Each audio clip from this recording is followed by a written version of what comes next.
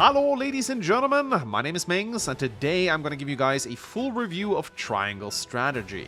I recently completed the game for the first time, and I did the whole playthrough in front of a live audience, which led me to finishing the game a lot slower than most other people, because I only streamed it once or twice per week.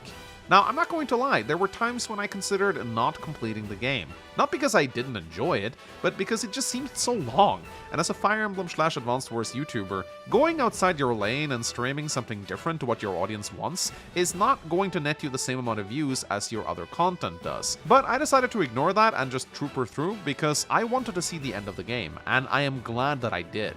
Triangle Strategy is a game of highs and lows. At its best, it is one of the greatest games I've ever played. However, at its worst, it is comically bad, to the point where I wonder what the devs were even thinking. It does so many things right. It's a turn-based, sprite-based game set in a medieval fantasy world similar to Game of Thrones, and the game also looks incredibly gorgeous. It has a kind of a golden shine to it that reminds me a lot of Octopath Traveler. And I've said time and time again that I would love for Fire Emblem to try this style for one of their remakes. So when I look at Triangle Strategy, it has all the components needed to be one of my favorite games of all time. But there are a few things that just holds it back from achieving that, and that will be one of the many things I'll be talking about in this video. Now, before I begin, I would like to state that I am writing this review from the perspective of someone who has only beaten the game once. I know this game has multiple endings and a New Game Plus mode, and it's definitely made to be played several times, so I may not be as well informed as someone who's beaten this game on all modes and seen all the endings. My playthrough was also quite unique in that I unlocked the quote-unquote golden route on my very first playthrough. That's the best ending where you make all the right choices and pretty much everyone is happy. And this only happened because I had a live chat nudging me into making the correct choices. Now, I am fully aware that this is not the intended way to beat the game on your first playthrough, so I'm aware that I'm in a unique position.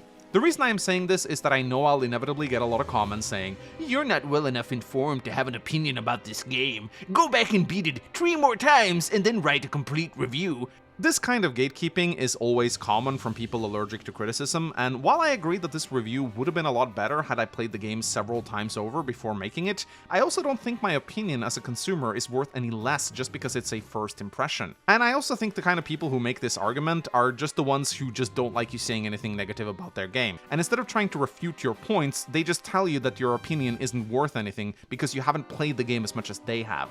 Anyway, I just wanted to get that off my chest. If you are allergic to criticism, you should probably click off this video. Just because I sound a little negative and nitpicky does not mean I hate the game. I just think it makes for a better video when you critique something as opposed to just praising it.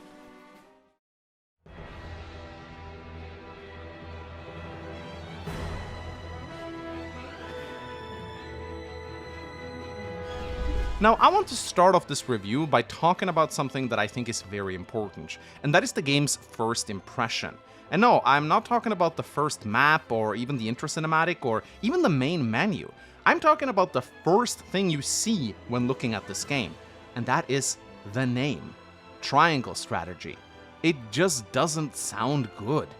When this game was first announced back in 2021, they actually presented the title as a placeholder, showing us that they weren't happy with it. And yet, they just decided to keep it for some reason? I guess they just couldn't come up with something better sounding? Triangle Strategy is just a very clunky mouthful of a title. It has 7 syllables, and it does not feel natural to say at all. Compare the title Triangle Strategy to the fluid name of Fire Emblem. It just rolls off the tongue and sounds so much better. Also, what is even a triangle strategy? I guess it's a reference to the game's convictions, morality, freedom, and utility, but it's not just made very clear, and the box art of the game just shows Serenoa staring up into the heavens with some birds flying away from him. Now don't get me wrong, it's a beautiful cover, but I can't help but think that this game doesn't have a solid theme, or at least not one that is conveyed heavily through the game's aesthetics. I personally think that if they had thought of a better name for the game, a lot of people would be a lot more inclined to try it out. Never underestimate the power of first impressions and the effect of a good brand name.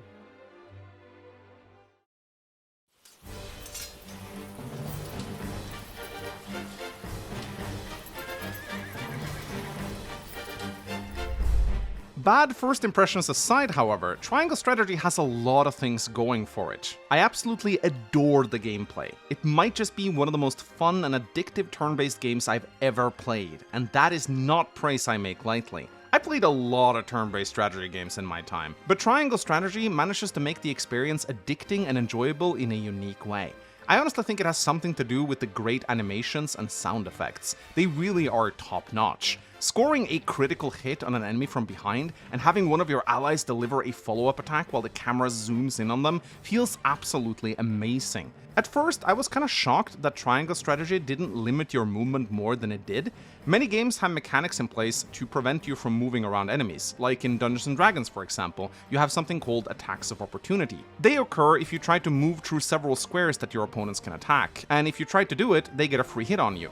Triangle Strategy has no such restrictions in place, and at first I thought it was kinda stupid that I could just stroll up to an enemy, circle around him, and bonk him in the back of the head with no repercussions.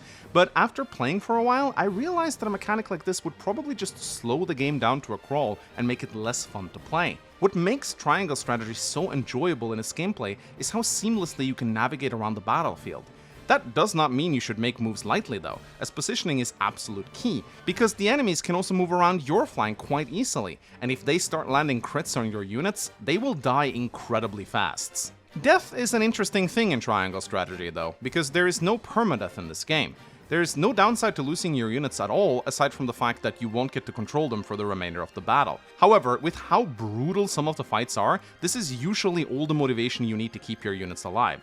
Some of the battles are so tough that just by losing a single unit early on, you pretty much have no choice but to reset. But here, Triangle Strategy also has a stroke of game design genius that I've never seen before in any game. You see, in most other games, when you reset a battle, you have to begin from the start where you last saved. But Triangle Strategy has this fantastic system in place where you retain your experience and levels when you reset a battle. At first, I was baffled by this. Doesn't this just mean that you can simply bash your head against an encounter until you start out-leveling your opponents?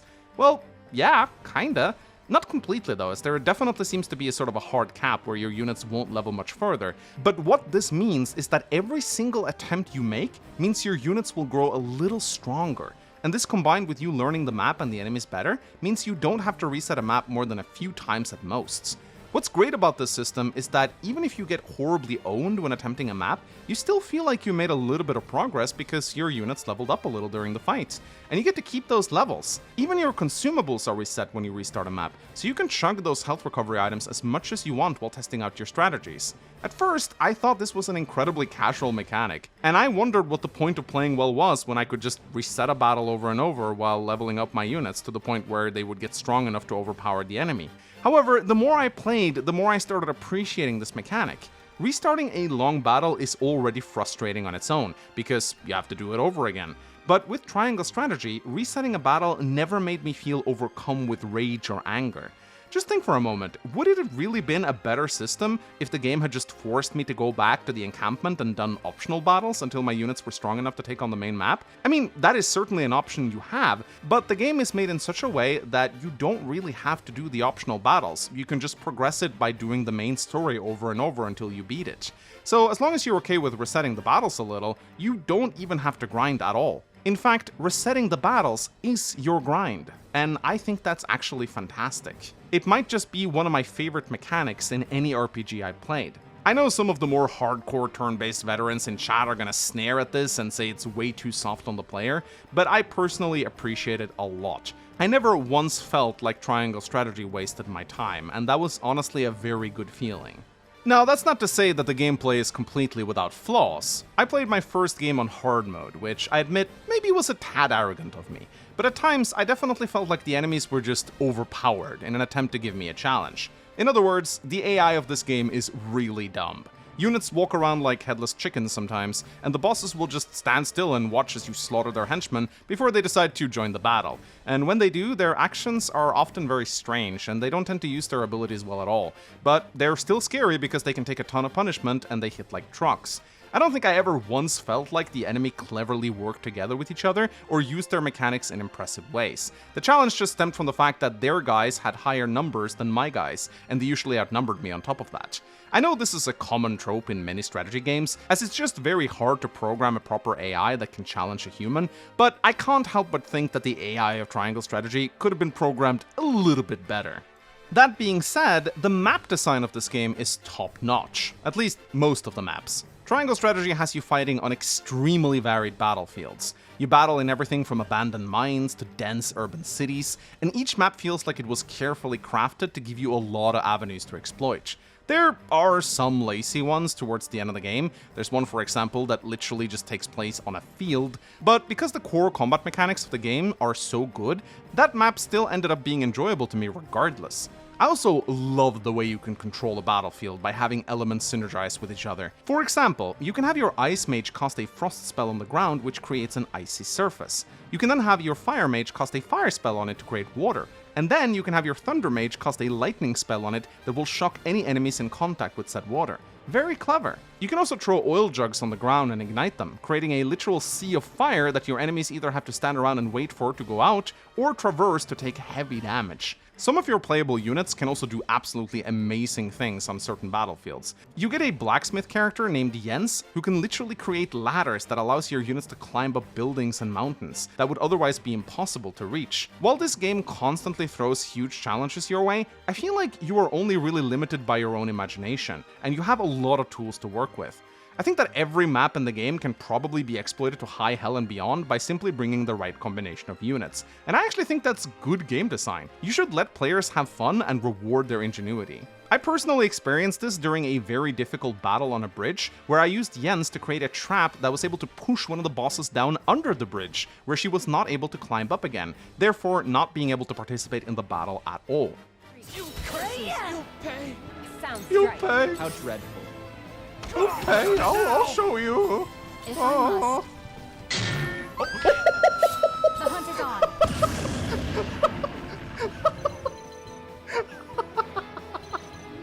Screw you. Oh, that's so good. Holy shit. It felt like I was really cheesing the map, but it also felt satisfying as I did it using the tools the game gave to me. It's kinda like using those teleportation gloves in Divinity Original Sin 2 to warp your enemies onto locations where they can't get to you. It's cheesy as hell, but hey, when the game allows you to do stuff like that, you'd be a fool not to take advantage of it.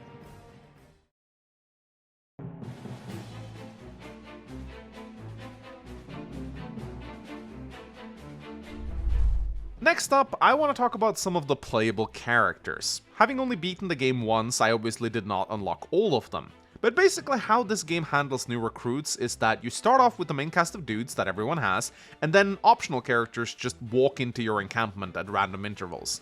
I'm sure there are some requirements to unlock certain ones, but there also seems to be some RNG involved. At least my chat would often react with surprise whenever a new character showed up. Now, this isn't a bad way to do recruitment per se, but it does have some glaring issues. First of all, it feels very repetitive.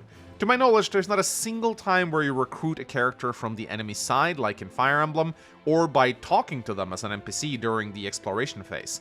Every single playable character I got from them just randomly deciding to walk into my encampment saying, "Hey, I like you guys, I want to join," and then Serenoa going, "Oh no, we can't recruit you, you're just a 7-year-old girl," and then they just responded back, "It's okay, lol, child soldiers."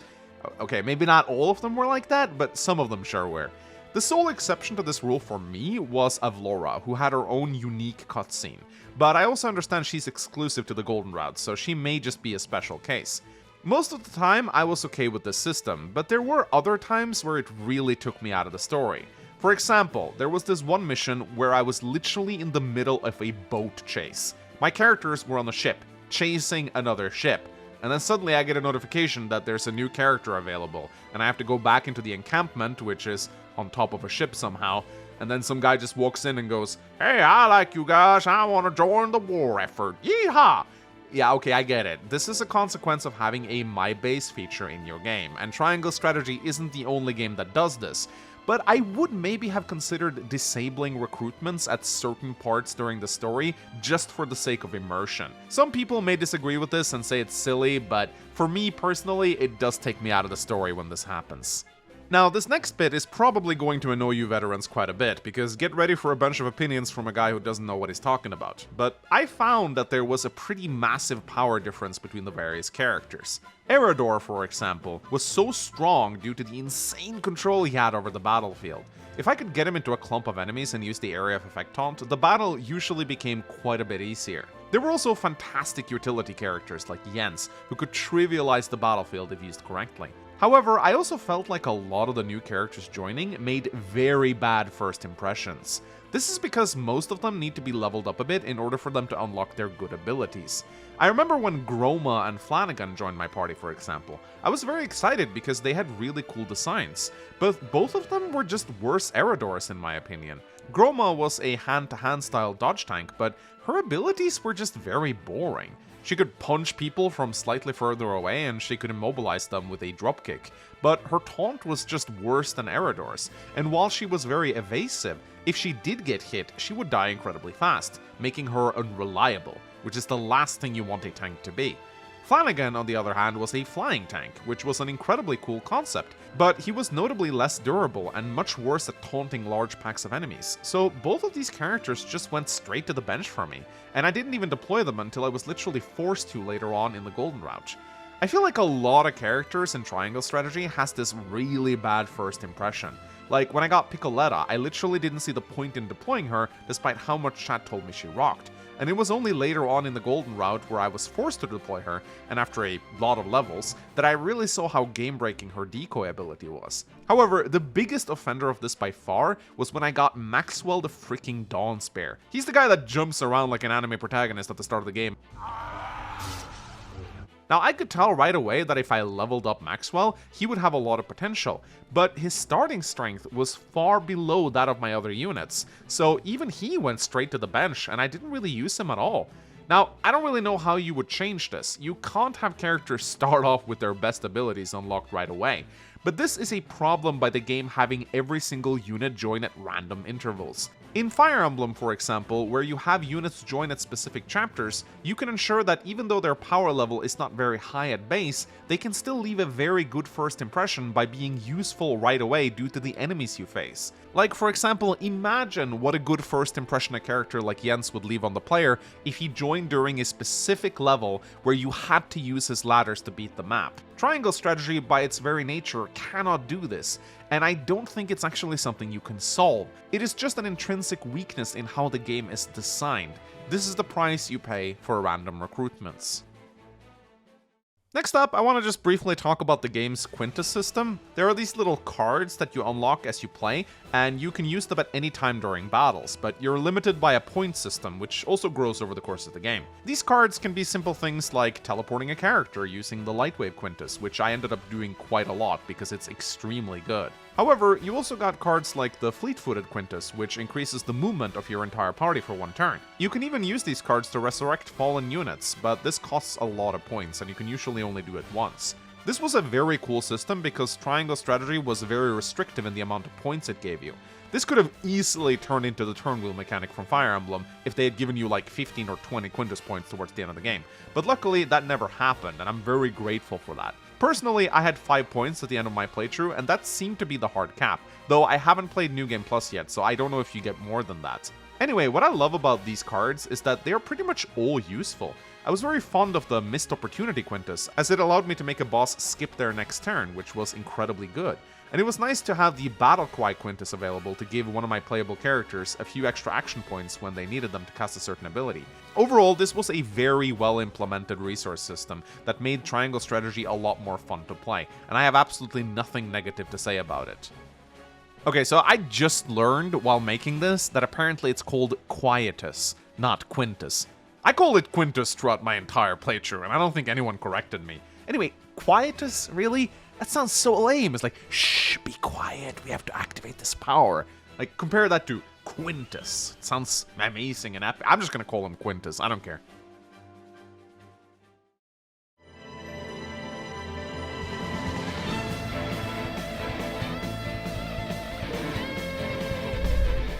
One thing I absolutely have to compliment Triangle Strategy on is its outstanding soundtrack. The score of this game is breathtaking. There is no other way to describe it. Easily one of the best aspects of the entire game. The combat music gets you so hyped, and the game also switches between soundtracks on occasion to reflect changing atmospheres. I mean, who can forget about the epic battle where Frederica confronts her abusive siblings, and then when they actually enter the fray, the track Destiny starts playing at full force, and you are just not expecting the game to break out the freaking electric guitars. Not to mention, when you beat the golden route, you unlock a unique menu theme that slaps harder than it has any right to. I literally just sat live on stream and headbanged because I didn't want to interrupt this amazing track.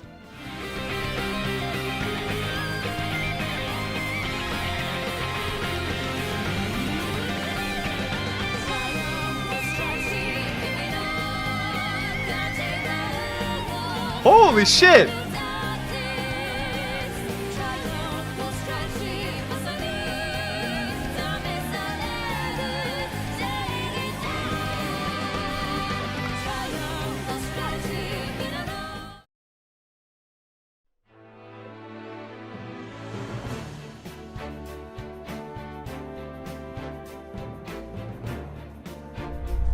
While the music is fantastic, the official art style for the game, however, is not its strongest point. The game looks amazing, but the art that shows the characters is, I don't really know how to describe it. I don't hate it, but I also don't think it's very memorable. The characters kind of feel like they fade into the background, and that's a shame, because due to the way you can bring up someone's profile in the game whenever they speak, which is a very nice mechanic by the way, this art is often someone's first impression of a new character, and I'm sad to say that they don't really leave much of an impression at all. This could definitely be a me thing, maybe I'm just too used to the flashy and vivid anime-like art style of Fire Emblem, where each character seems so full of color and life, but when I look at the official artwork of Triangle Strategy, I just feel like something could have been done to make them stand out more.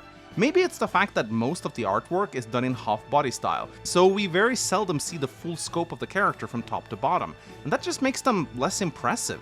I think there's definitely a little bit of magic missing from the way these characters are portrayed, and I think that's a shame. That being said, I still think there are some very good-looking ones in the game. I love how adorable Medina looks, and I also have a soft spot for Milo for reasons. And I also think this game has some badass-looking characters like Archibald, Flanagan, and Erador, but I just wish the artwork itself was a little bit more colorful. Yes, I know I'm colorblind, but I'm still allowed to use that expression. Shut up.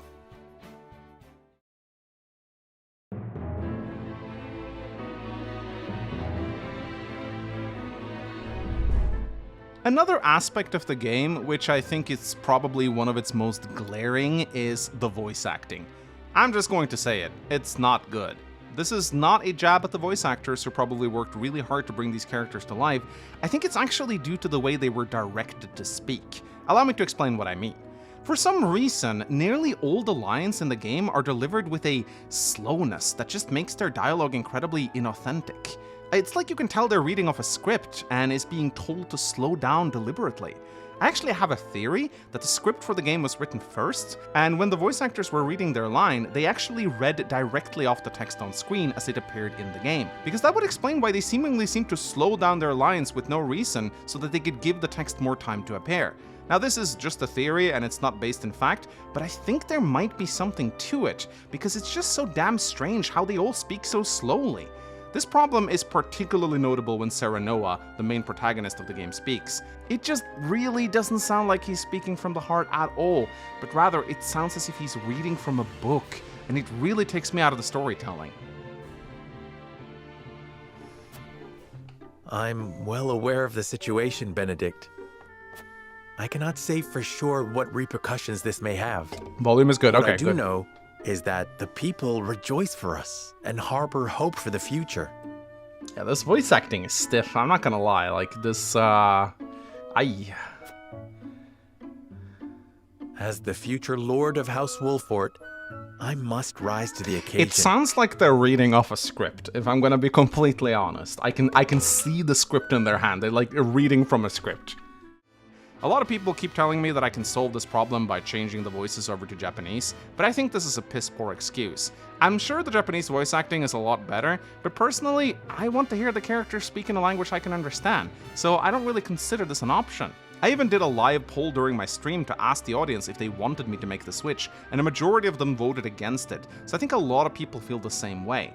So, yeah, the voice acting of Triangle Strategy is not great, but it does have some good points. The voice actor who plays the character Svarog does an absolutely amazing job. Whenever he was on screen talking, I found myself paying attention to the plot a lot more because he delivered his lines with such conviction and drive. And when he was talking with the other characters, it was even more glaringly obvious that there was a big level of skill between him and whoever he was conversing with. Speaking of the characters, there were some pretty good characters, but there was also a lot of forgettable ones. How Triangle Strategy deals with its characters is that you have 8 of them who are considered the main casts. These are Serenoa, Frederica, Roland, Benedict, Anna, Huette, Eridor, and Healer Girl. I keep forgetting her name, Gilo or something. Every other playable character in the game is optional. They only talk when recruited and in optional cutscenes, which are skippable. This means that these 8 characters are what drives the story forward, and I'm going to be completely honest, most of them are pretty forgettable. Benedict was by far the best and most memorable character in the game. He completely stole the show. He's an old, wise fox who always seems to think one step ahead of everyone else, and he's willing to do whatever it takes to obtain victory, no matter the cost. However, Benedict aside, the rest of the cast really struggled to stand out for me. Serenoa was the main sword-wielding protagonist who was really just a standard goody two-shoes who just wanted to do what's right. And that can work for a game like this if you have strong supporting side characters. But aside from Benedict, the rest of them don't really work that well. Roland was a goody two-shoes prince who occasionally got very stupid ideas into his head and seemed to have a bit of a self-sacrificing martyr complex. Anna, as much as I enjoyed her design, almost never had any lines because she was the silent type. Huette was just Roland's faithful vassal and pretty much just followed him around. Eridor was the burly brawler who liked to fight, and while he was likable, he wasn't very exciting. Healer Girl was the wise teacher type who was just kinda smart, and then we have Frederica. Well, the game certainly tries its hardest to make you like her. A little too hard, if I'm going to be honest. It just, I don't know, I found it incredibly forced, if I'm going to be honest. She's just portrayed in such a perfect way. She's absolutely gorgeous, yet her looks makes her suffer from oppression due to her pink hair, because in this world everyone hates pink hair. It reminds me a lot of Micaiah from Radiant Dawn, who is also part of an oppressed minority in being branded, yet she's also gorgeous and everyone treats her like she's made of gold. There's a similarity between these two characters, and I really just classify them both as what's the expression again? Marin Swoos? Or Mary Larry's? I don't even remember the term, but I think it applies to them. Anyway, in short, I found that the game tried way too hard to make me like Frederica, and as a result, I just didn't really care for her. She was a kick-ass unit to play with though. I really loved blowing things up with her fire magic, but as a character, boring.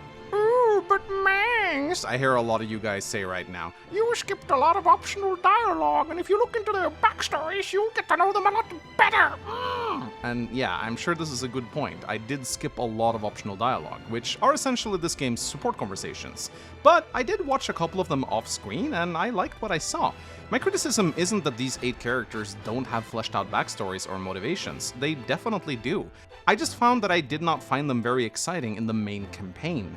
As I said, Benedict was really the only character that seemed to spice things up from time to time. Everyone else was mostly delegated to just being passive spectators who occasionally delivered some commentary here and there. So while these may be good characters, I just didn't find them very exciting in the scope of the story. You can have the most tragic, epic backstory ever, but if you don't actually say anything during the main campaign, how am I supposed to find you likable?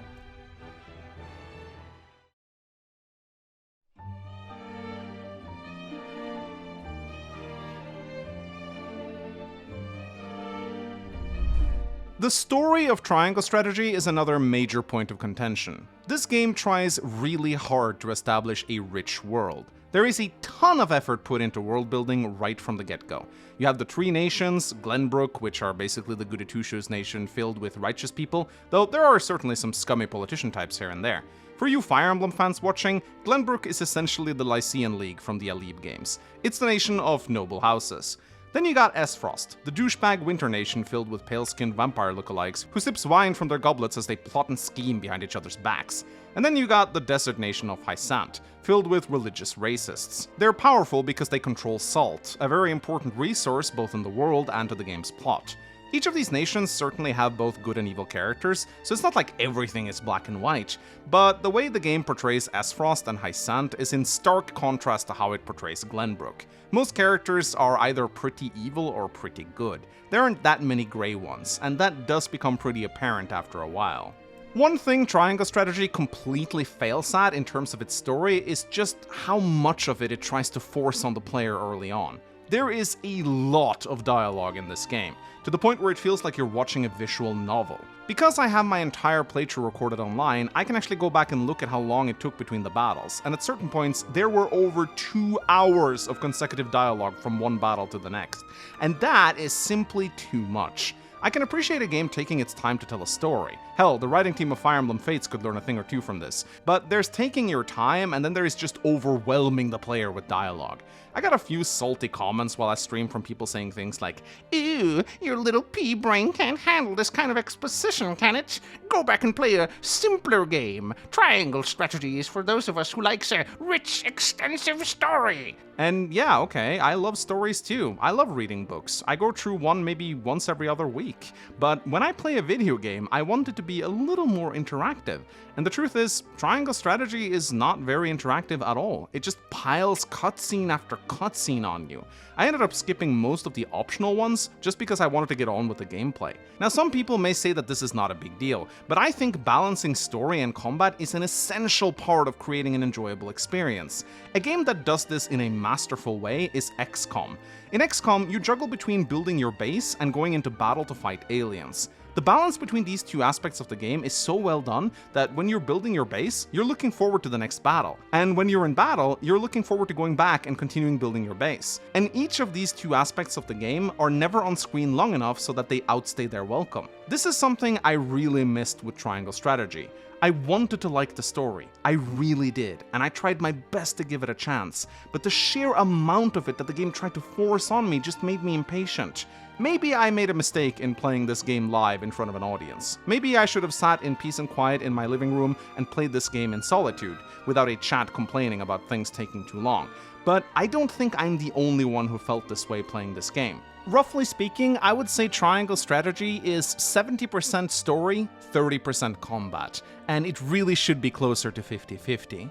Now, as for the story itself, I'm not going to give a full analysis on it, because I've only played it once, and I've only ever seen a single ending. All I will say is, it wasn't bad, and it wasn't great. It just kinda was.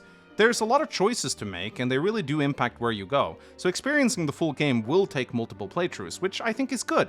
However, for a game that clearly puts a lot of effort into its storytelling, there are scenes that just doesn't make any sense to me. It really feels like the writers really wanted certain things to happen, and they didn't particularly care how they made them happen. They just kinda nudged the plot forward. One such example is when Frederica is attempting to smuggle some Rosellians into Hysant by hiding in a wagon. They get a merchant to help them out, who attempts to bribe the guards by making them look the other way. However, things go south, and one of the guards decide to check the wagon anyway, which leads to the merchant attacking them. He kills one of the guards, but the other one gets away and runs back into the city to sound the alarm. But he forgets to close the gate behind him. So Frederica and the others can just waltz into the city.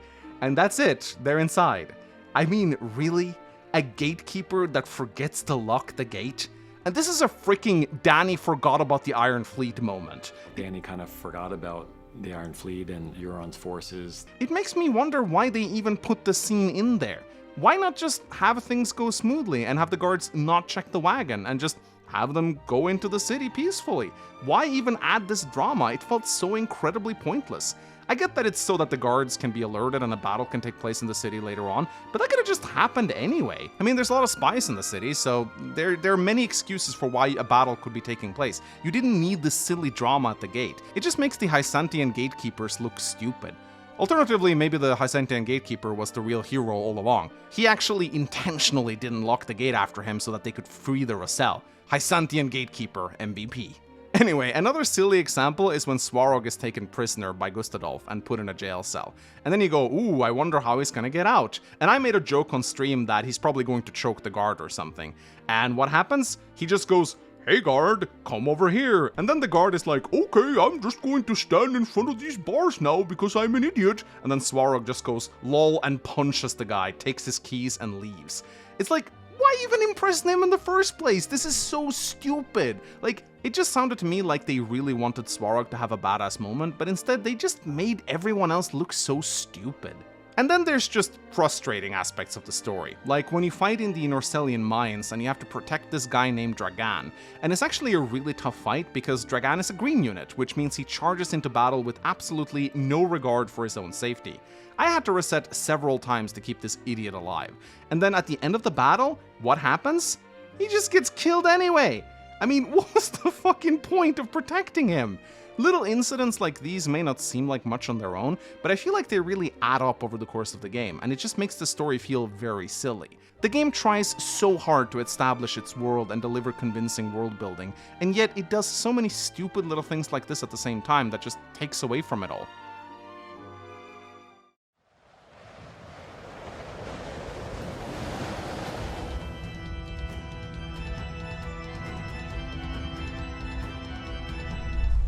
And then we have the villains of the game. Some of them are really cool, like Avlora for example. I personally wanted to step on me. However, then you have people like Gustadolf, the Archduke of Esfrost, who is a conniving schemer who betrays and backstabs pretty much everyone he comes into contact with. And yet, there are parts of the story where we have to ally with him to accomplish certain goals. And despite the fact that the dude literally looks like a Swedish version of Count Dracula, people still go like, oh what, Gustadolf betrayed us? How can that be? Like, yeah, of course he did, it's kind of his thing. Now, don't get me wrong, I actually think Gustadolf is a good villain. His design is kick-ass and it felt really epic to fight him, but there was never really much doubt in my mind that the dude was evil and that he was going to betray everyone.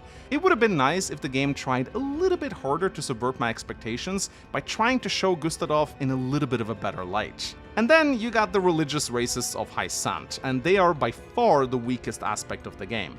I don't know how the other endings are, but in the Golden Route, the game ends with you using a giant cannon to blast open the walls surrounding the city, and then you go in and you beat up all the religious people and kill their leader, who is actually like an evil puppet master or something, and he goes on about, people need to be controlled, yes, they are stupid, I must control them, and then we just go, lol, no, we're gonna kill you now. Then the entire church crumbles to the ground and we go home to have a grand celebration where everyone is just happy and cheering. And I'm just sitting here thinking, wow, we literally just destroyed an entire nation. I mean, like literally, the entire worldview of its people just crumbled. Okay, I get that Glenbrook is celebrating, they have reason to be happy, and maybe Esfrost too, since they have Svarog ruling them now. And that guy is kinda cool, but man, poor Hysant. Like, how are they ever going to recover from this? They did not get a happy ending at all, and yet their new leader, Minister Lila, is standing there laughing, going, ho ho, this sure is great, oh my. Yeah, I don't know, kinda felt stupid to me, but what do I know? I only played the game once.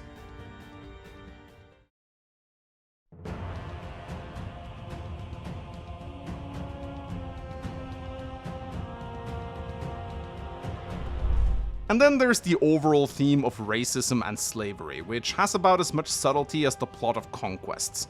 You see, there's this whole tragic backstory where Hysant has been oppressing some pink-haired people called the Rosellians because they did some bad things in the past, and so they must atone for their sins by being slaves.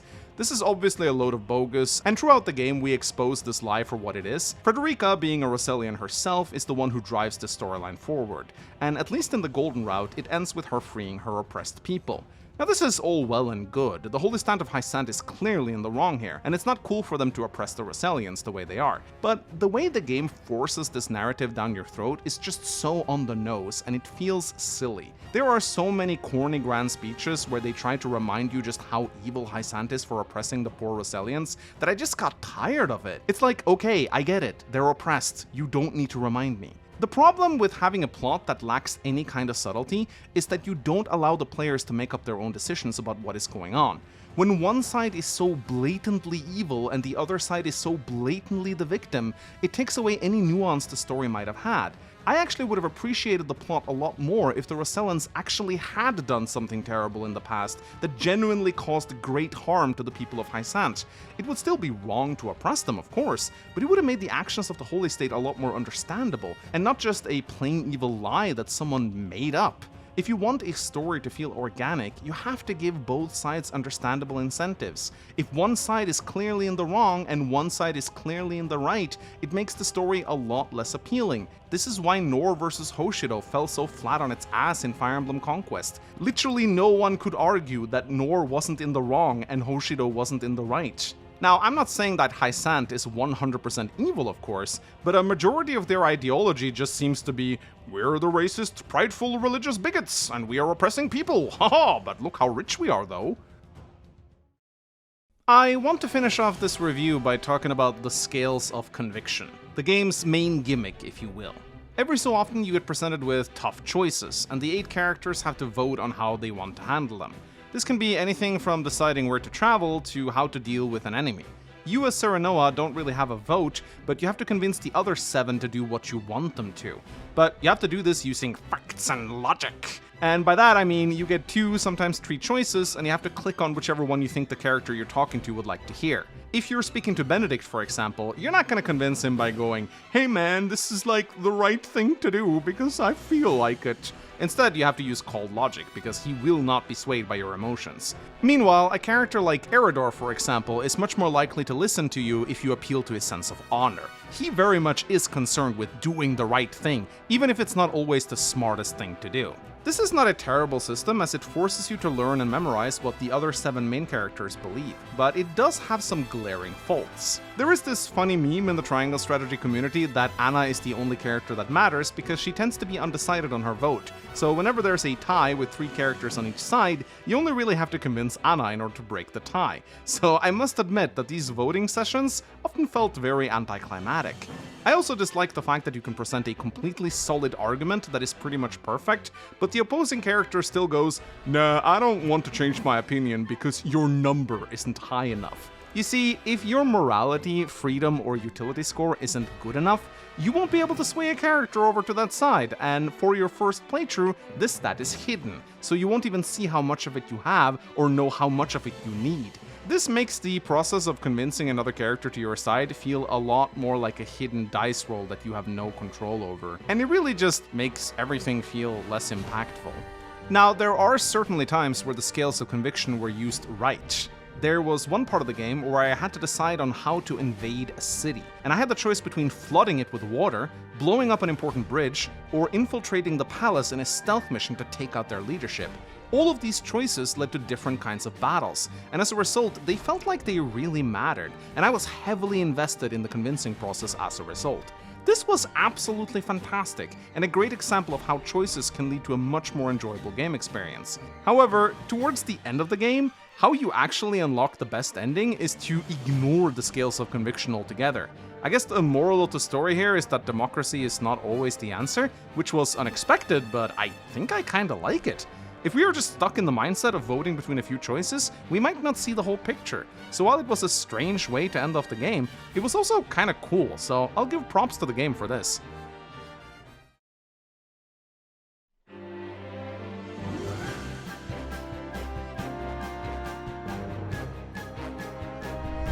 Alright, so this review is already getting very long, so I think I'm gonna finish it off with some closing thoughts. Triangle Strategy was a very enjoyable experience from start to finish. I may be nitpicking a lot, but the gameplay is some of the most fun I've ever had, and I would absolutely love to see more games like this. And if a sequel is ever announced, you can bet I'm playing it on the channel. The story, while there is a lot of it, does try very hard to convey a compelling narrative. And while many of the characters can be a bit cartoonish at times, there's still a lot of really good ones that are easy to like. The music is breathtaking, and the game looks absolutely amazing, even if the official artwork is a little bland.